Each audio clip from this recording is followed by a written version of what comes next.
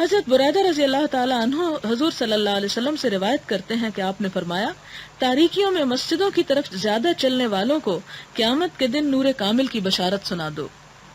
حضرت ابو ہریرہ سے روایت ہے کہ حضور صلی اللہ علیہ وسلم نے فرمایا، کیا میں تمہیں ایک ایسی چیز نہ بتاؤں جس سے اللہ تعالیٰ تمہارے گناہوں کو معاف فرما دے، درجات کو بلند فرما دے؟ صحابہ کرام نے عرض کیا، یا رسول اللہ صلی اللہ علیہ وسلم ضرور فرمائیے۔ آپ نے فرمایا، اچھی طرح وضو کرنا، جبکہ وضو کرنا تکلیف دہ ہو، مسجدوں کی طرف زیادہ چلنا، اور نماز کے بعد دوسری نماز کا انتظار کرنا، بس یہی رباط ہے۔